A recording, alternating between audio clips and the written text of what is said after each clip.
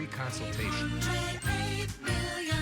First it was just like these distant roars in the dark, you know, but then they started getting closer and closer, and that's when I saw it. This was no bear. It was like a bear squatch. And that's over now. What? Dad, what's a bear squatch? It's a cross between a bear and a sass. It's made up. With capability comes responsibility. The legendary Lexus GX. With Apple CarPlay support. He's usually sleeping. He'll never sleep again. Peter Facinelli talks about his new indie film On Fire, and the morning show models fun football fashions to show your team spirit and style. Tomorrow.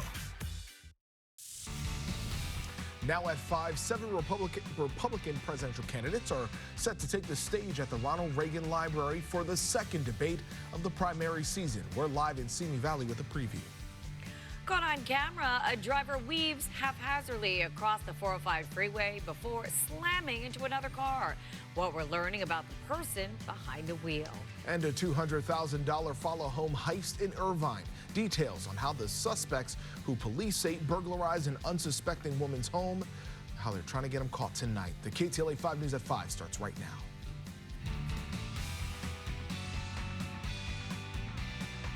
Good evening. You're watching the news at 5. I'm Pedro Rivera. And I'm Mary Beth McDade in this evening for Sheriff Calvin. Thank you all so much for joining us. Topping our news here at 5, 7 Republicans are set to take the stage at the Ronald Reagan Library in Simi Valley for the second GOP presidential debate. But former President Donald Trump, the clear frontrunner in the race, will be campaigning elsewhere. KTLA 5's John Finolio joins us live from Simi Valley with a preview. John. NB Pedro, that's right. Good evening to you. Here we go. Debate night in America, the second Republican presidential debate ahead of the 2024 election. Now, I can tell you that here in Simi Valley, the energy is building. Security remains extremely tight. And inside the debate hall, the stage is set for tonight's contest. 7 contenders will be trying to differentiate themselves from the man leading in the polls who will not be on stage, former President Donald Trump. Vocal demonstrations outside the Ronald Reagan Presidential Library in Simi Valley ahead of tonight's Republican debate. I pray that your blinders come off. Inside the debate hall, the stage is set for a night that could change the trajectory of one of 7 Republican presidential contenders, all of whom are trailing the GOP frontrunner, former President Donald Trump.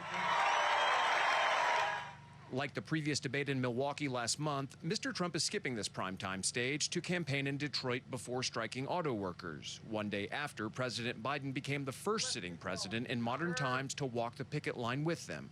Here, we've always done well here, and we're going to do it at a level that nobody's ever seen. KTLA political analyst Matt Klink says the candidates will be battling for a breakout moment in tonight's second debate. Every single candidate tonight needs to find his or her moment. They have to show that they have what it takes to compete one-on-one versus Donald Trump, who has a massive lead over every Republican challenger. There is no compelling reason for Donald Trump right now to lower himself on the debate stage with the 7 people that are on there.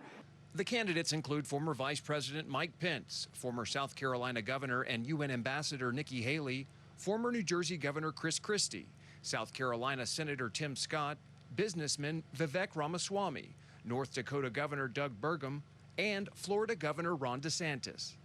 Thank you. DeSantis, once considered to be a formidable rival to Trump, continues to slip in the polls, with Haley gaining ground on the Florida governor.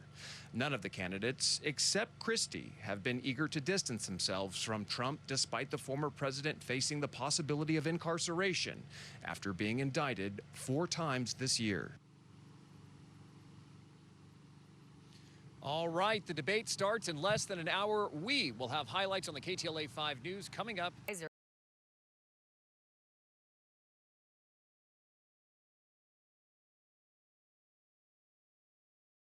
On science and technology.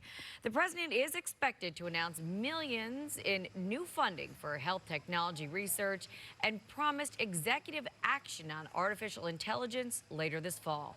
The president flies to Phoenix tonight for events there tomorrow.